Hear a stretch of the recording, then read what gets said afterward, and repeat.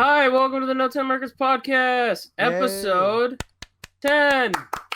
Yay! We're still We doing did it. this. We did it. We did it. Last episode was really late. I usually upload these on Thursday, but I had to upload it on Sunday because Tommy was trying to get a real job. That's why we're doing a Wednesday one, and then I think we're also going to record this weekend, depending on if we can line up our schedules. But Yeah.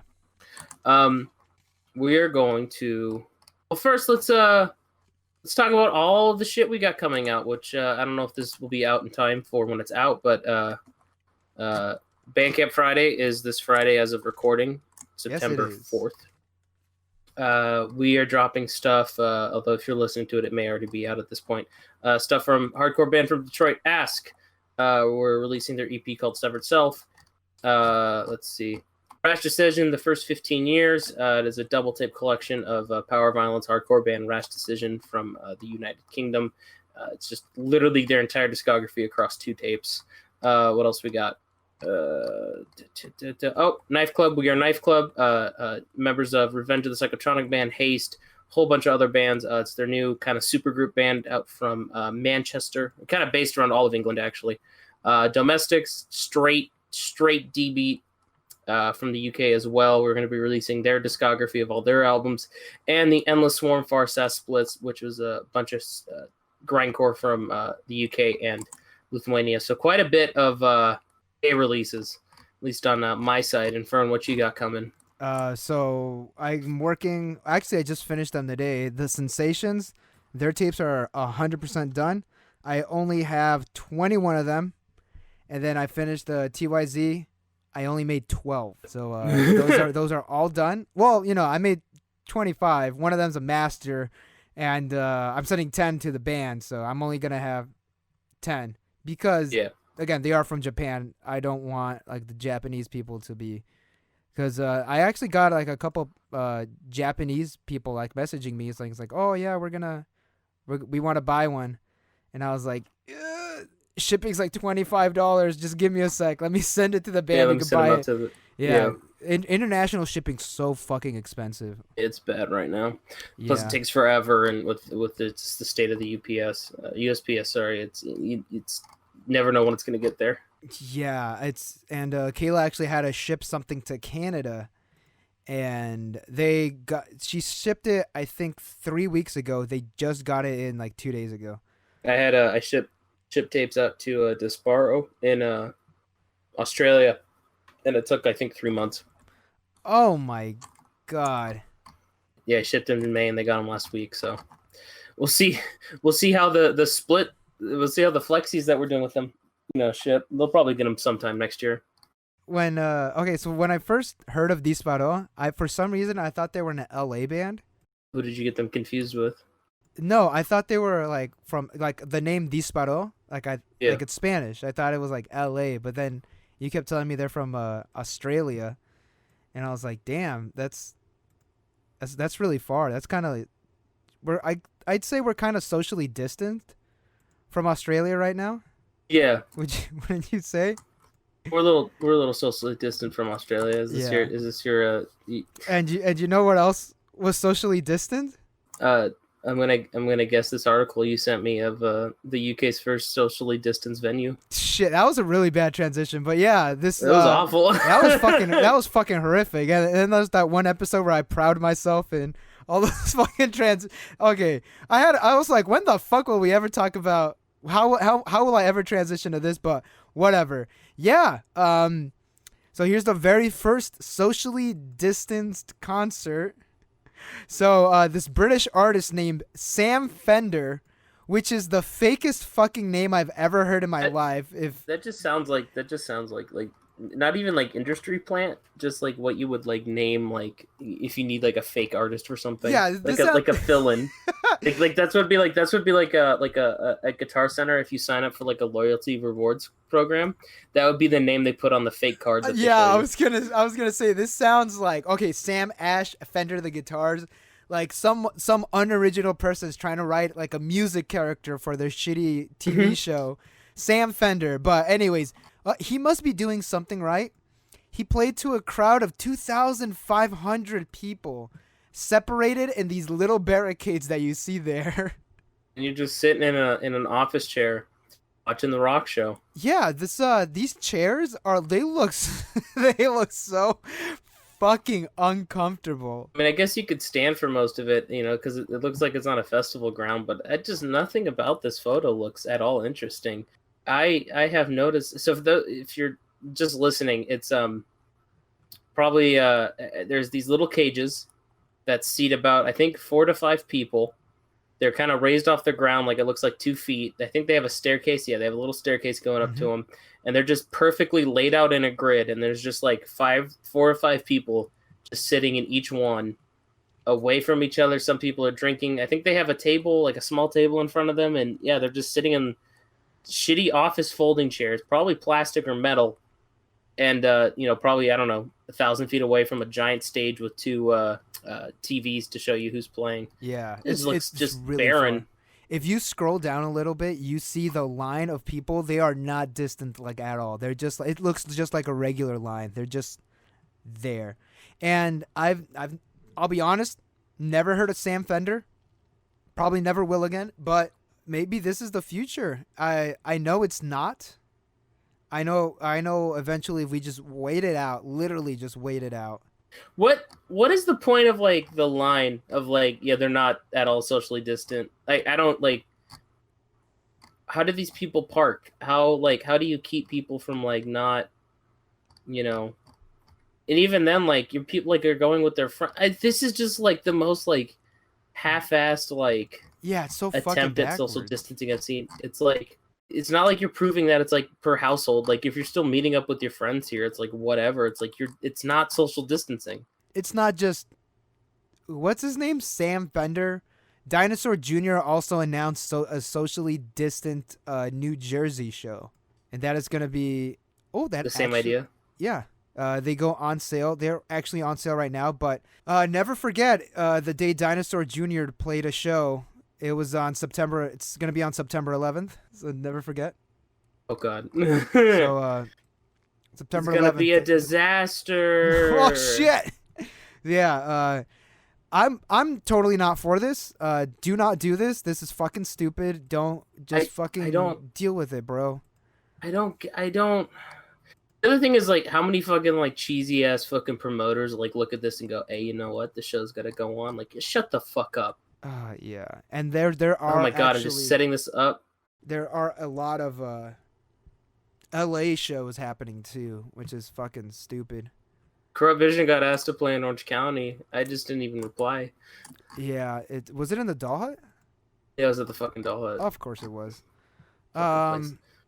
Yeah, I mean,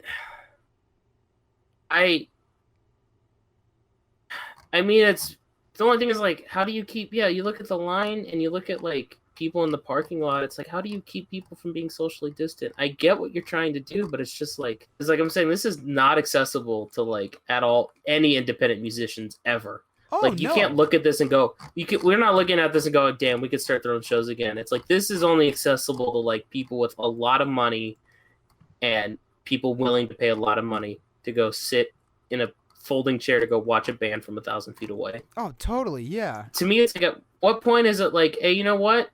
I'm just gonna stay home and stream this. I'm just gonna stay home and not like. It's such a soulless experience, just like sitting in a cage watching a band 1,000 feet away from you.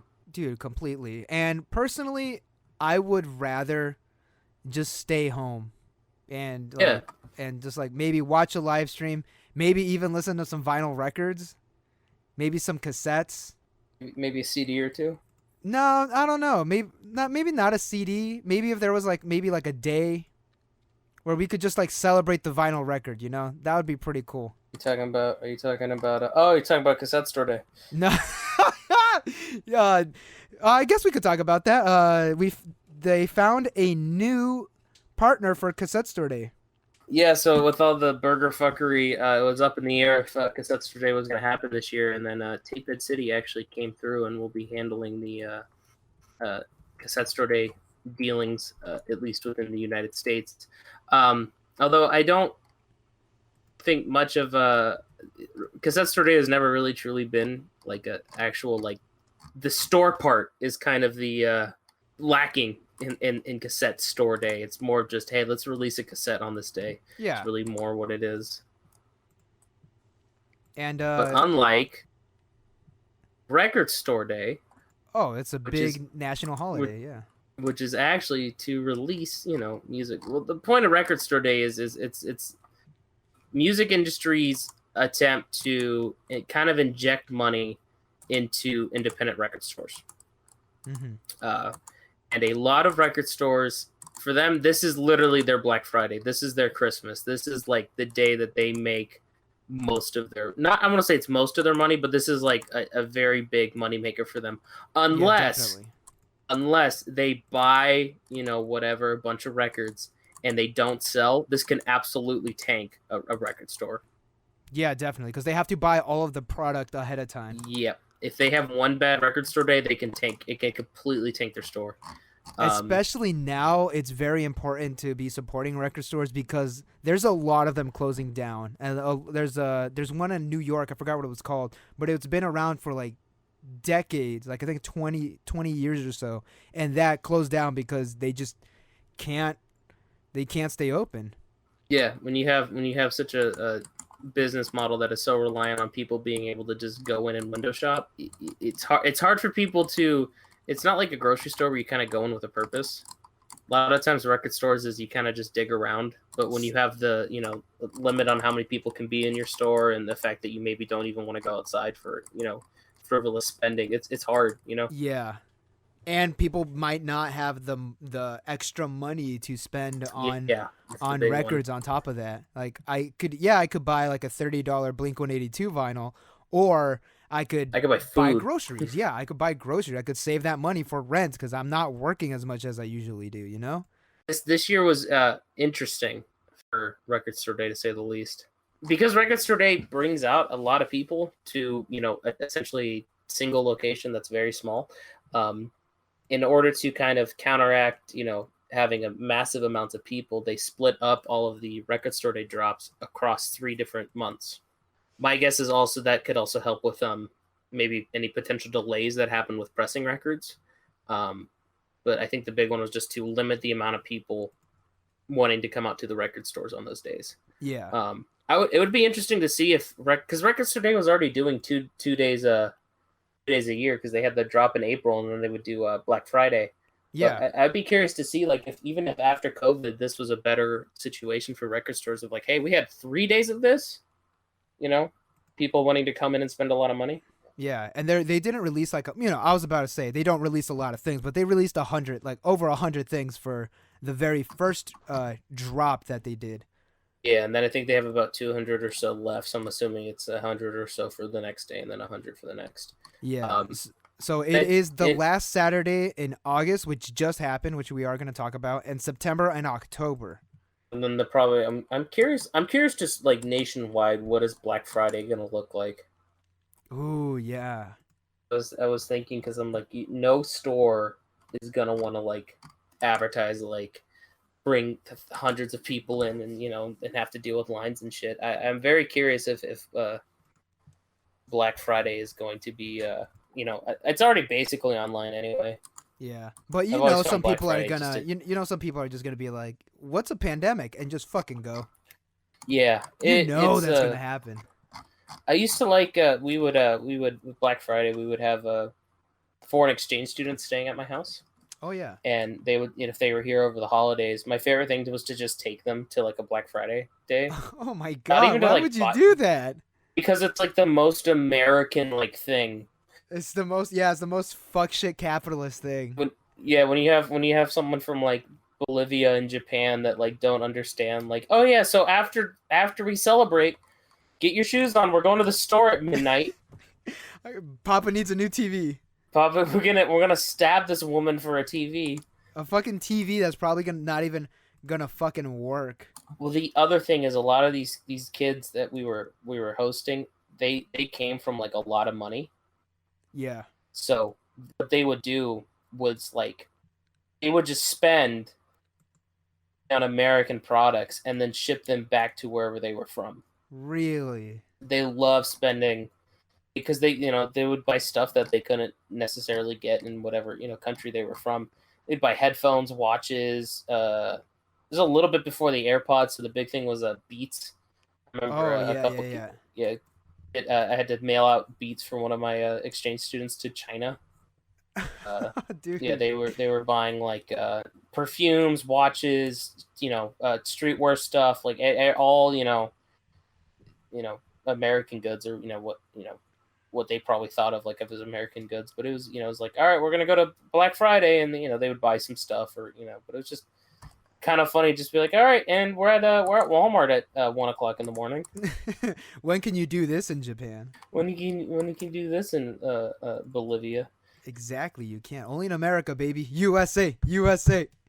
I've done. I would. You ever done a Black Friday shopping? Fuck no, dude. I'm You've never smart. done? No. You've never gone physically? No, dude. Why the fuck would I? I don't even participate in fucking Cyber Monday. It's so weird, like being in a Target at like 1 o'clock in the morning, and it's like all the lights are on, music's playing, and people are like, yeah, it's like, because like it's like a casino, where there's no windows except for the front of the store. Yeah. Like you kind of just forget, like, oh yeah, it's like I go to bedtime. It's 3 a.m. What am I doing? Yeah, fucking Black Friday is just awful. It's awful, absolutely awful. Well, if it makes you feel better, you can buy things online, and actually, that's what Amoeba Records did. I believe it was the Los Angeles store. The Los Angeles store is not open, so they were doing it all online, and holy shit, it was their first online record store day, and the site crashed a lot. They weren't prepared. Yeah, they were not prepared. Same with Rough Trade, which is a record store in Brooklyn, New York. Same thing. They record store day hit, it crashed. Everything crashed. They could not keep up. So personally, I feel that in-person record store days are probably best, especially since these record stores are more. They're not really. Some of them are very old school and will extremely. Like you can. I mean, it might ship, but some of them like stores will have their own like storefront website. Some will just sell through Discogs.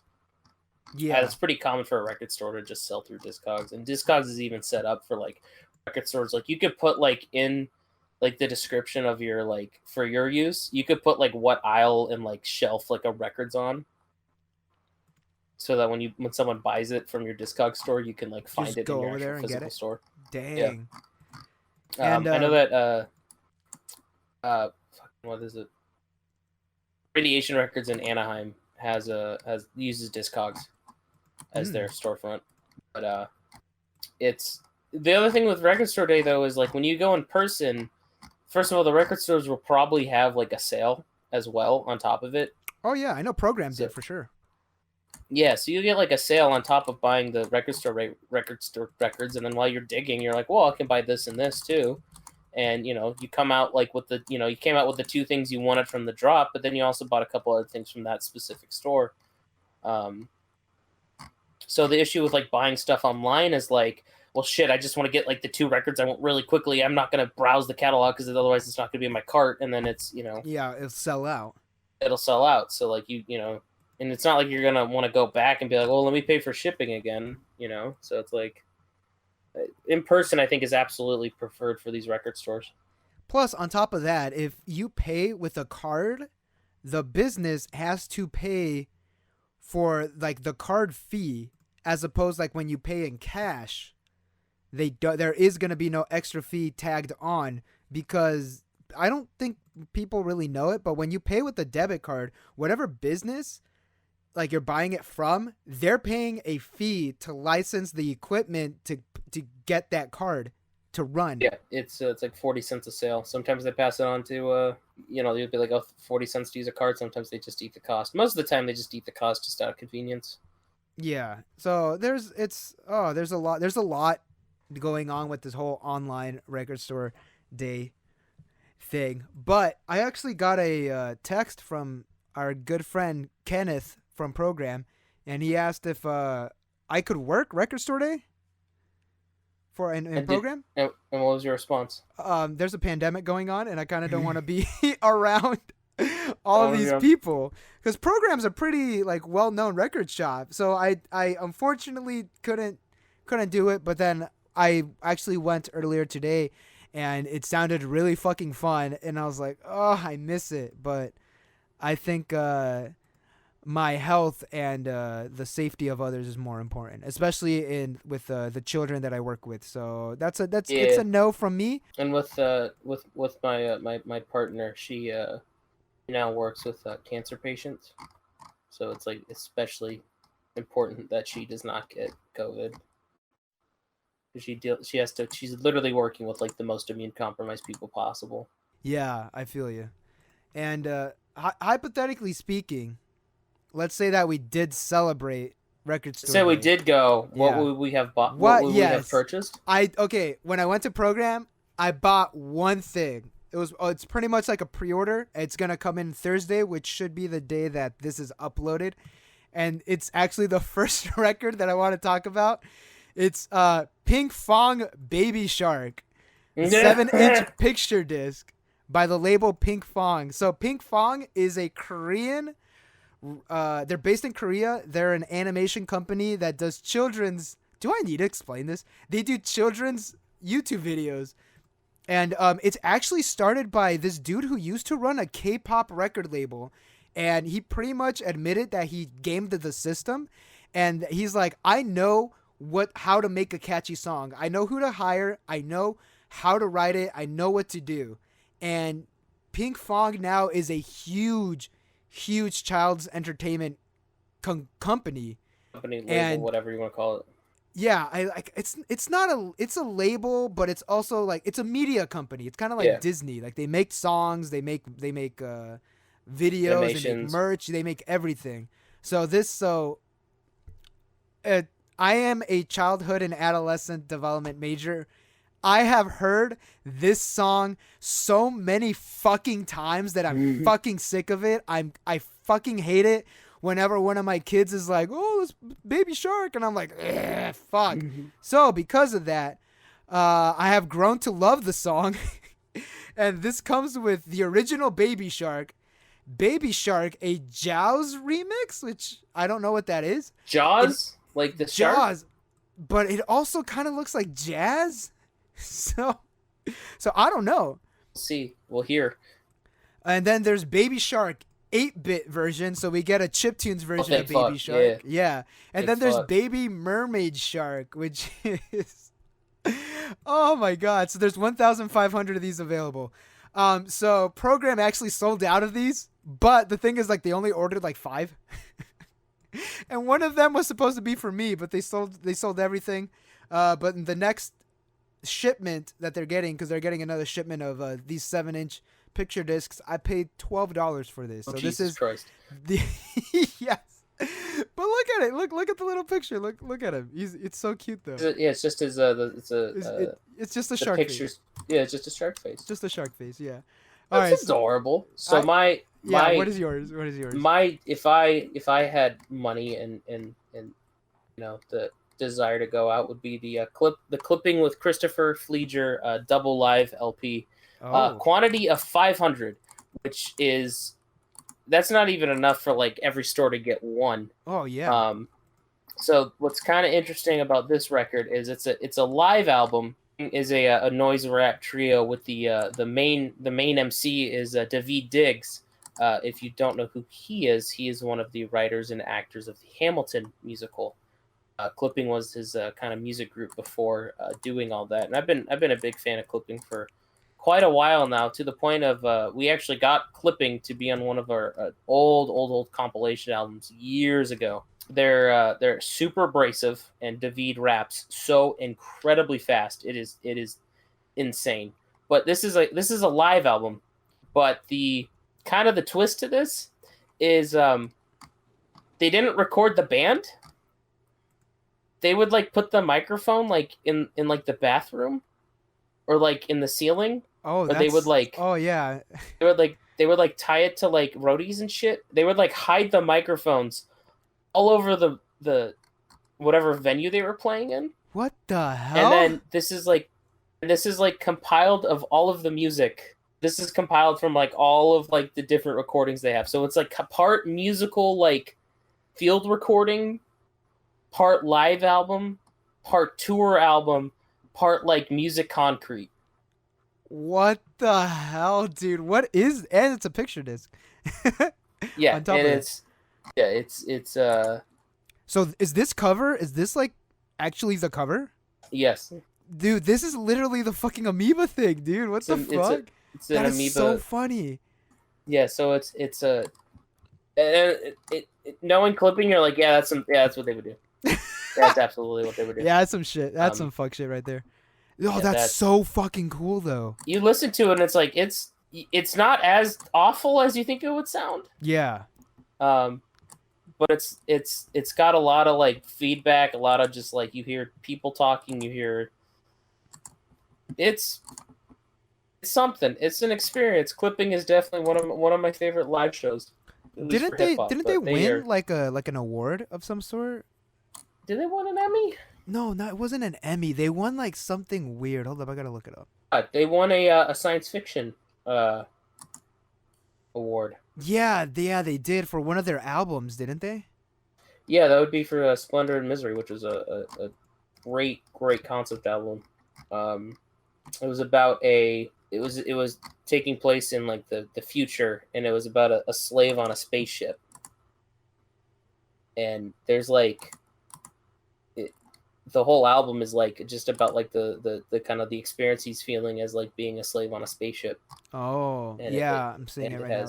There's no people call it bangers on the album. It's very much like an album that you need to listen to like top to bottom. Oh, and it's an album. Like yeah.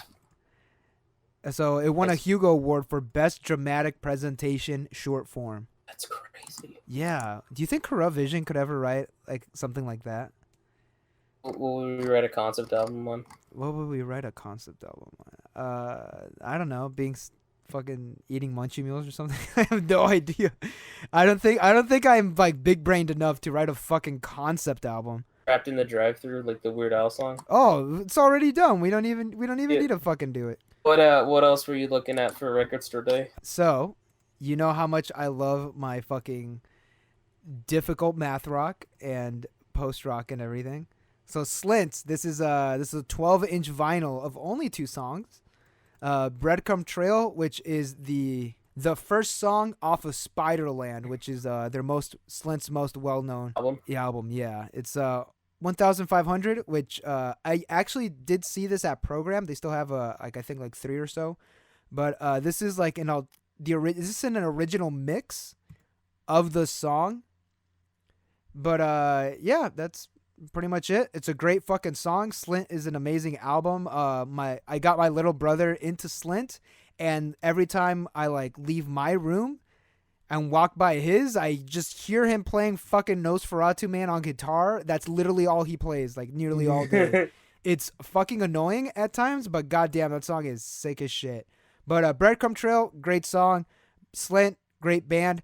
Also, so it's on a clear vinyl. Yeah. And it comes with an exclusive glow-in-the-dark turntable slip mat. So that's kind of cool. I actually don't have a slip mat. But am I going to buy this? No, not at all. If I'm going to buy a Slint album, I might as well just buy fucking Spiderland.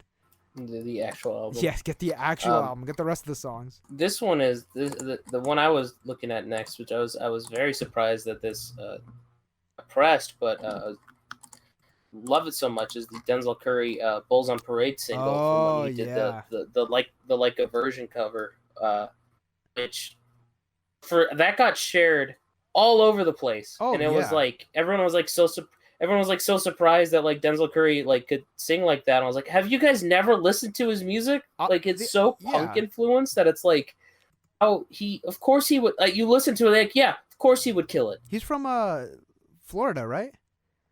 I believe so. Yeah. Maybe, I do not know for sure, but fact check. Yes, he's always like Carroll City, Florida. He's always been so abrasive that it's like, how could you not believe that he could do that to the T? Yeah. I mean, I He got added to Spotify, which was great because I could like listen to it on like drives and stuff. Like it is a very like it's a solid cover, but he still makes it his own. He adds his own verse into it, which is great. And then it's the B side of it. Actually, no, it's double A side, so it's the same on both sides. Where it's covers Eye Against Eye with Bad Brains. He sings with the Bad Brains, which is I hate being, I don't want to be like, oh, I think Denzel Curry should do a punk project because usually when rappers do punk projects, it's never good. Yeah, they're pretty bad. I definitely think he could, if he was to just straight up front hardcore band, he would kill it. He would absolutely kill it. Oh yeah, it's a great fucking cover. Yeah, it's and honestly, like no other like cover songs that like a version has done, I think even like touches it, because I was like really interested in what they were doing, but like he's so phenomenal with it, and to the point that it would be so cool if he starts bringing that into like his actual set, like playing Bulls on Parade. Yeah, he would cover Bulls like in his actual set. So I bring up the Florida thing because a lot of like around the time when he first started, a lot of the Florida SoundCloud scene or the rap scene in Florida was very influenced by like hardcore punk and like noise Slipknot and like industrial and new metal and shit. Yeah, very abrasive, very loud, very noisy. And Denzel Curry, I think, is, well, I don't want to say like one of the fuck it. I think he's one of the best rappers of our generation, like right now. I think so too. Absolutely. Oh, okay, good. He's someone's gonna probably tweet at me like later and be like, "No, that's wrong."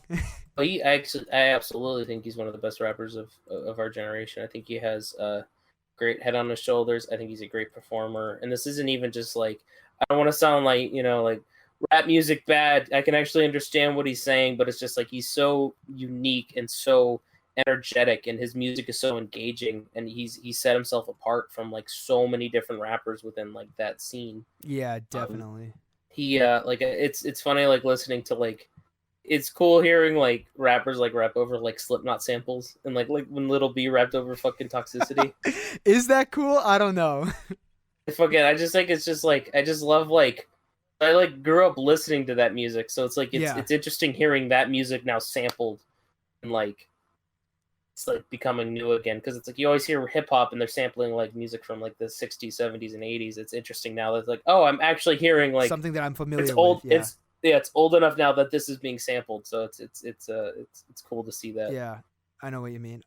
I'm also now the age of like people who like make music and like can actually be like relevant with it. So it's like cool being able to like, I can listen to like what another like 20 something is making and like relate to it. Oh yeah, because now they have that like we were probably exposed to the same things at some point, and it's cool seeing like, same with like YouTubers my age. It's like oh, I can finally have the content that I want to see can finally be made by people who also want to make that content. It's like, oh yeah, the 20s is like great age to be, because like you're actually, they know what they're doing, they know what they're making, and it's like that's like the first age, because it's like, yeah, you could be like a maybe 14, 15, 16-year-old making YouTube videos or making music, and it's like cool that you're doing it, but you still don't have like the skills yet. Yeah. But it's like when you get to like the late teens, early 20s, that's like, okay, shit, like you actually know what you're doing now. You know how to make good art, make good content. Yeah.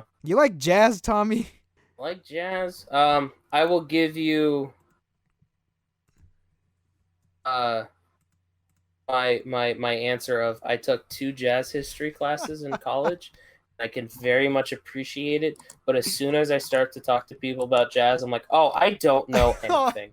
Well, I guess it's going to be a history lesson. So Sun Ra, he is a fucking weirdo. You've seen the fucking legendary video that I always send you of fucking Sun Ra playing the keyboard. Fucking Dude, spinning. Beautiful. I fucking love that video. So Sun Ra he's an avant-garde. I would consider him a free jazz artist, but it's not like entirely free jazz. I would say he's an avant-garde artist. And this is an LP box set. It actually comes with 5 different vinyls. There's only 600, but then again, if you buy this, you're most likely insane. So this is in December 1971. He just decided to go to Egypt. He just went. He just like, all right, later, y'all. And there's actually like really cool pictures of him just like hanging out in Egypt, and he just fucking he just went, and then he just found people, and they just fucking played. So like, is this this isn't like a single show. This is just recordings that he made while in Egypt. Yes, and a couple of them were shows, but a majority of them they're just like him just like playing. But The studio yes. with people that he met And in the Egypt. thing Okay. is that this was before his most famous record, which is Space is the Place. So he didn't even have like star power behind him. No. Well, he was still well known, but Space is the Place is really what landed him on. And what's really interesting is Space is the Place came out 2 years later. On the 5th LP, if you go to maybe like side B, he actually has Space is the Place. So it's already fully written, it's already fully recorded. And what I really like about this, it's the weirdness of Sun Ra is just continues. Like, I'm just gonna go to Egypt. All right, I'm in Egypt. And then I'm just gonna record music in Egypt. All right, why not? Just like, I can't even fucking imagine that, like doing that as Corrupt Vision. Like, all right, Yeah, let's just go to Japan. All right, we're here. Now we're gonna record a full fucking album. Just and we're gonna meet new people and we're gonna play with different people, and it's just like, yeah, it's. I always find like music and moving very interesting, or like moving as in like, literally going to a different location to make music is always something I find so endearing, Yeah. especially when you hear of like smaller independent bands are like, yeah, well, we started in Chicago, but then my drummer was moving, and I was like, well, I wanted to keep it going, so I moved with them, and then one of our guitarists moved, and then yeah, now we're established here.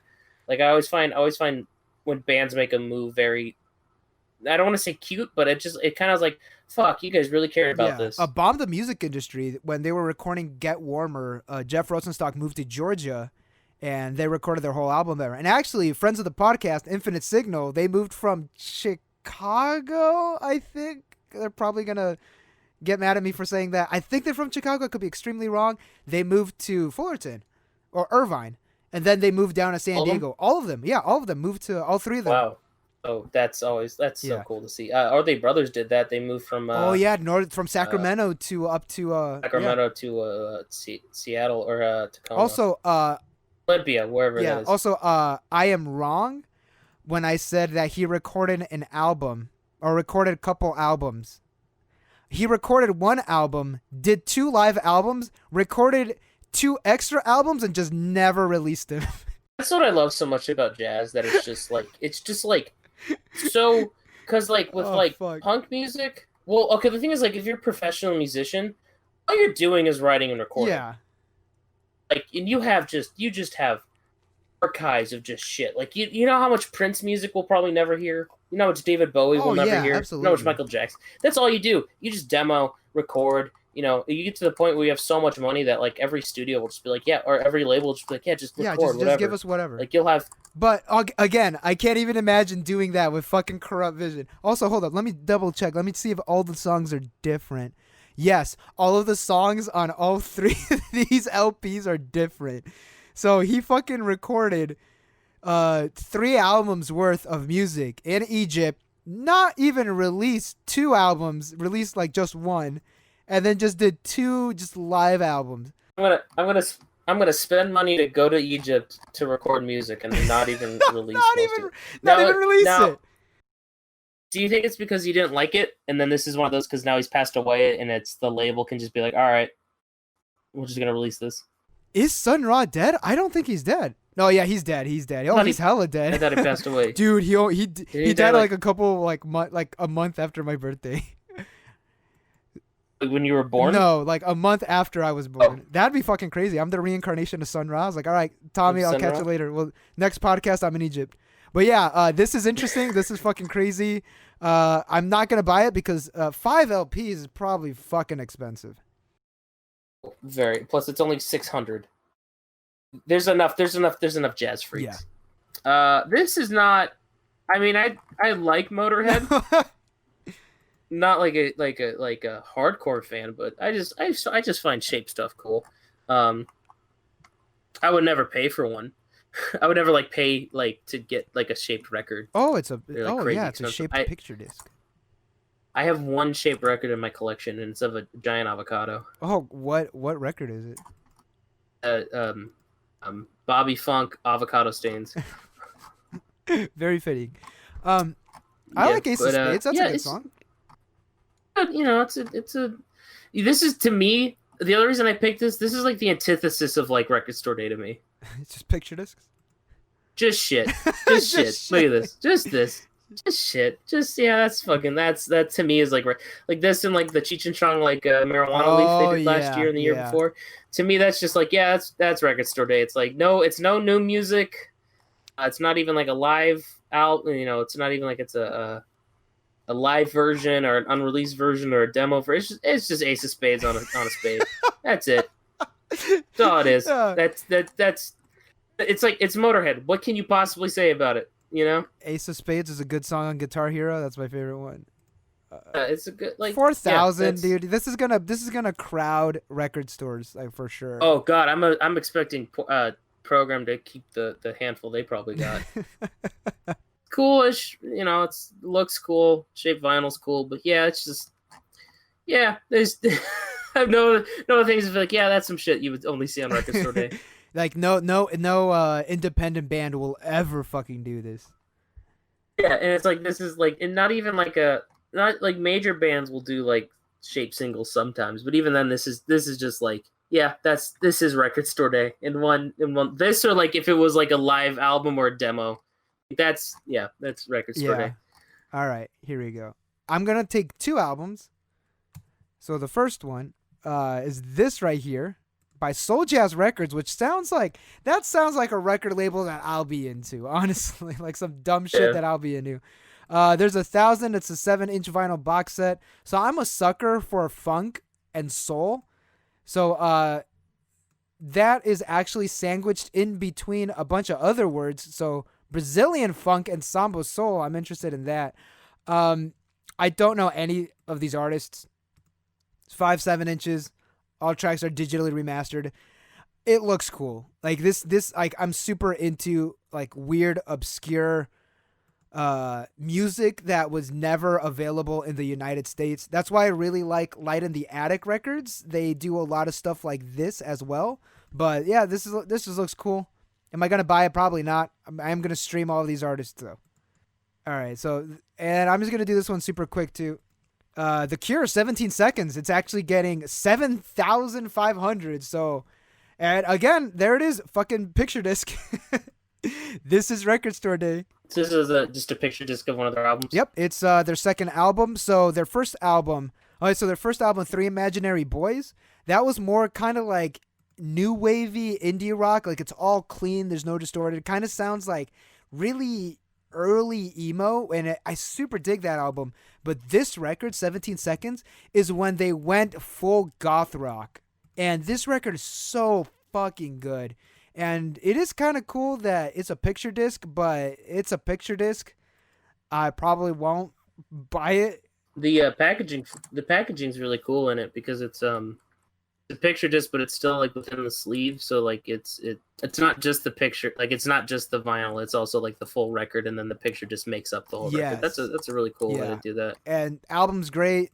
The album cover is actually pretty good. I do like how they did the design as well, but I'd say this is only for people who really, really, really like The Cure, because this is the first time it's pressed on picture disc, which it's not the first time it's pressed in vinyl, so who kind of cares? But great album. Yeah, it's something that has been pressed for the first time in vinyl that actually surprised me, being about the rollout for this album. I remember this is Tyler the Creator's Cherry Bomb, and then they also did the instrumentals. Oh yeah, as well. I really liked Tyler the Creator. I liked him when I was an edgy teenager. I liked Flower Boy a lot, and I really liked Igor a lot. But Cherry Bomb is the only Tyler album that I do not listen to. It isn't, in my opinion, I think it's his worst album, which sucks because he talks about it being that this was the first time he could make the album that he wanted to make. The reasons why I don't like this album is I feel like every single song was so blown out. It's so loud. All of the music is way louder than all of the vocals, and it's just such a disorienting like listen that I never want to listen to it. I enjoy Death Camp off the album, and then I also enjoy Smuckers, which is the Kanye West and Lil Wayne, which feature song, which was a big deal because it was like Kanye West like kind of extending the hand to Tyler, and this was like Tyler's like, oh shit, he's a big deal, you know? Yeah. But I'm surprised it never got released on vinyl. I remember the CD version of it had like 5 different variants, like 5 different cover variants. Holy crap. Yeah, you could buy. I think you could purchase each individual one, but I'm very surprised it was never pressed on vinyl ever. So, and this is quite a few units. Oh yeah, 7,250 and double LP. Quite a few. I'm assuming that this will probably stay. This will probably stay in press after being how big Tyler the Creator is now. Yeah. But yeah, just surprised that was never pressed on vinyl. Will not pick it up. I do not like this album. I like if it was remastered. Yeah, I like how we're like, yeah, this is cool. I'm not buying this. I gotta buy this. Yeah. I like my money. I like not blowing all my money. I honestly, I don't, I should probably give Cherry Bomb a listen again, but I remember just thinking to myself, I was like, this honestly should have just been like Death Camp and Smuckers, and every other song was just a bonus download. Oh God! It should have just been a single, but I'm not a big Cherry Bomb fan. Speaking of not being a fan, here's Ultravox Sleepwalk.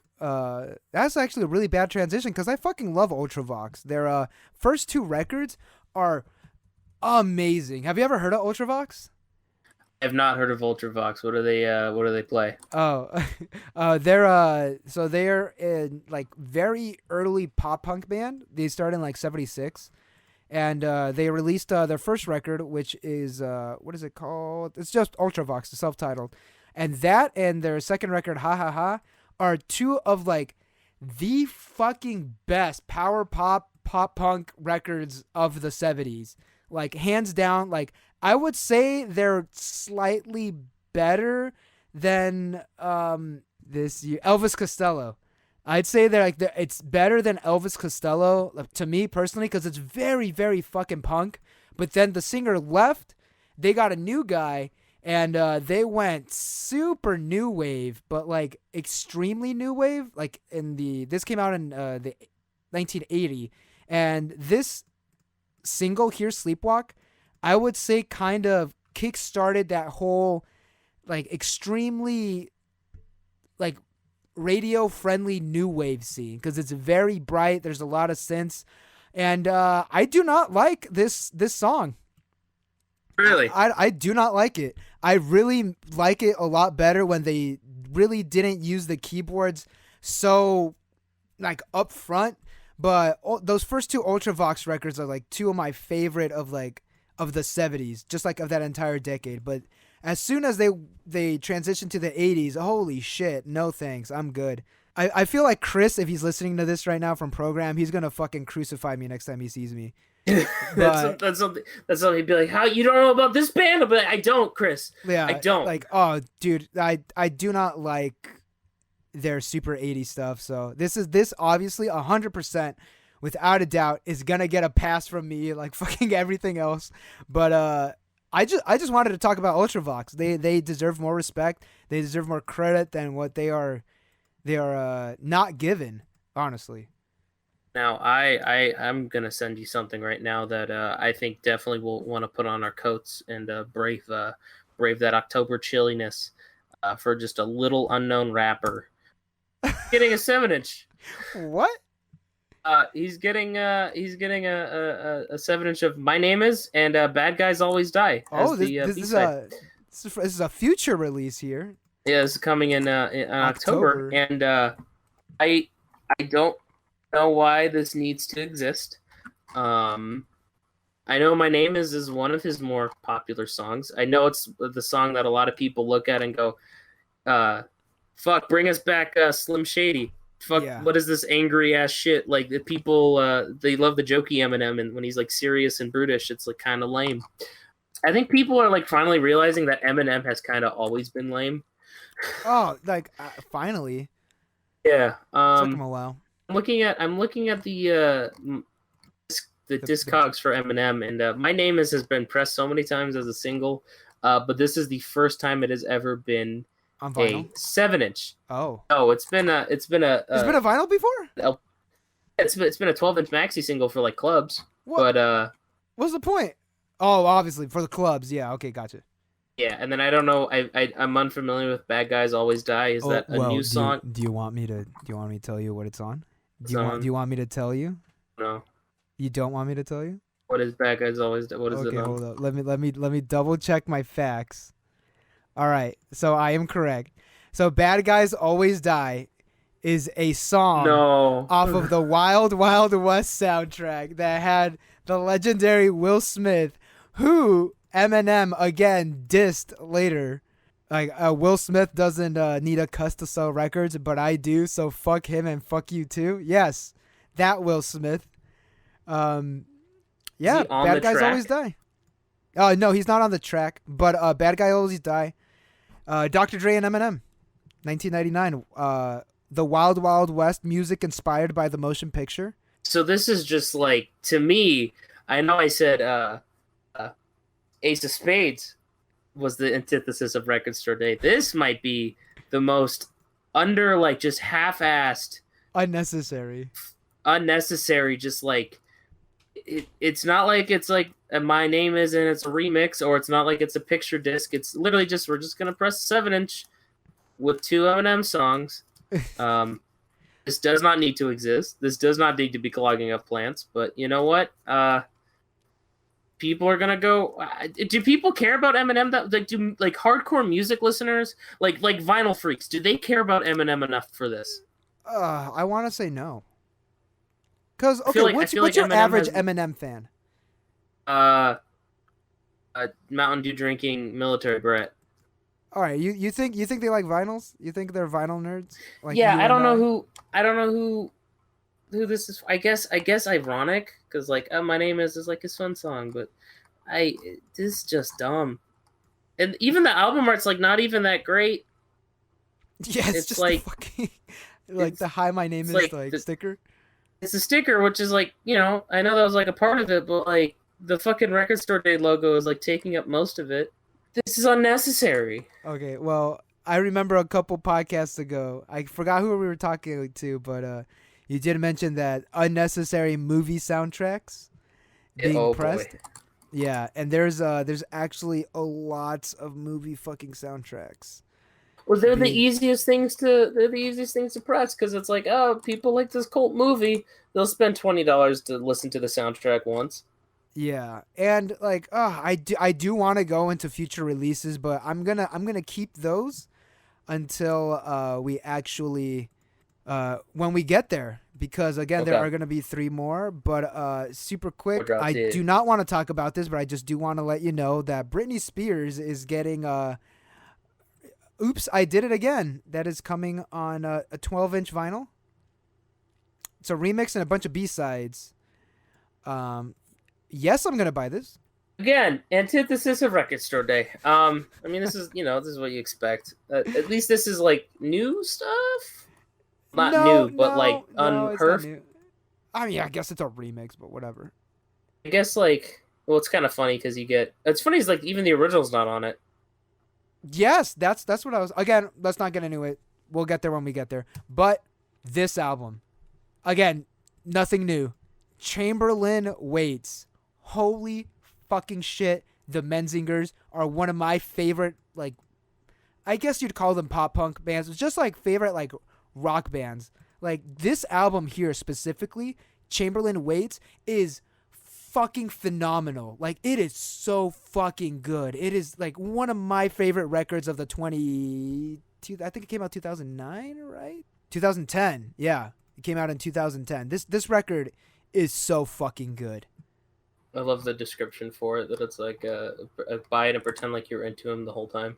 Yes, and hold up, I do want to say I got into them in 2011 with and then they released their album after Chamberlain Waits. On the Impossible Path, yeah, in 2012 when they came out of that on Epitaph, I was like, oh my god, like they are so good. Like they have just amazing record after amazing record. And what I do like this is that it has retro tour posters, which I don't know what it means. I wonder if it's my guess is probably the tour poster for that album. So the album, That's, the tour they went on to support that album. yeah. And the thing is, Program did not have any, so I was really scared. Only it was only 570, yeah. so they And on the description it says limited to 570 copies, but why 570? Yes, why? Why 570? Is that a number that's important to Menzinkers? I have no idea. Is that maybe it was Red Scares Industries 570th release? Who knows? They released a lot of great bands that I'm into. A lot of orgcore, a lot of bands that punknews.org dig. That's funny. Yeah. I like that term. Orgcore? Yeah, they also I think they put fittingly, but I think they put Masked Intruder on the map. That makes sense. Oh yeah, they're like the Midwest poster child of pop punk. Yeah, Red Scare, shout out to you. Let's get them on the pod. That'd be fucking sick. I don't know a single person. Dude, neither do I, but that'd be fucking cool. But yeah, Menzingers, Chamberlain Waits, off to you. I actually have no more. There was only one more that I wanted to talk about, but it's coming up, so maybe we can just talk about it if we do this again. All right. Then I will end this one with Oh wait, let's talk about the singles. Let's talk about the 3-inchers. What? There's 3-inch singles? I didn't even see those. They're doing the 3-inchers again. We got Post Malone and just Post Malone. So if you like Post Malone and you're a child, you can listen to Post Malone in mono and a very shitty speaker. Yeah, look at that. They're making a clear version. Their own mini turntables. Yeah, so they brought these out last year, if I'm correct. Yes, there was the only one the record that I do know is Sukiyaki, which is a super fucking old song from like the 60s. It's a Japanese song that for some reason it charted in the United States. Wasn't it? I thought it was like the reasoning was like that was one of the like few songs that ever got pressed to the toy format originally. Oh, so you buy? Oh no, so you're right. You buy the turntable. There's a Post Malone single in the box. Oh, it's all Post Malone this year. Wow. Okay. Is he a fan of 3-inch singles or? I think maybe his label is a fan of 3-inch singles. Also, I looked it up. Sukiyaki. No, just a very hot ass single in '61, and they just fucking loved it. You can get the Insane Clown Posse box set. Mini on 3-inch records. Sorry, can you say that again? Insane Clown Posse? Wait, did you say Insane Clown Posse? I said Insane Clown Posse. Yeah, also I really do like how last year Hopeless Records released one. They did All Time Low, Neck Deep, The Wonder Years, and Stand Atlantic, which is the only one that I'm not entirely sure who that is. But holy shit. You think we should? We should? I think you... I don't know. I know you can get records pressed like up to like or as low as like 2 inches, but I don't know like because I think it's you just get a 3-inch record. You tell them to cut it in mono, and then it's a 33. They sound like shit, but you can do it. Oh yeah.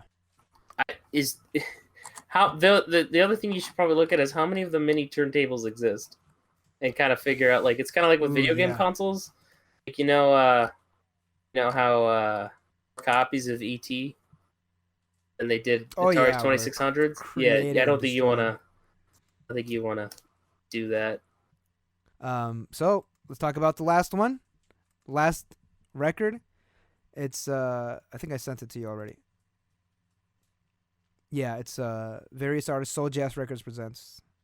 So, the last record we're going to talk about today, Soul Jazz Records. Again, something that seems that I would be into, but I am not into this at all. Studio 1007 licensed to ska, James Bond, and other film soundtracks and TV themes. It's a 7-inch vinyl box set. There's 1,000 of them.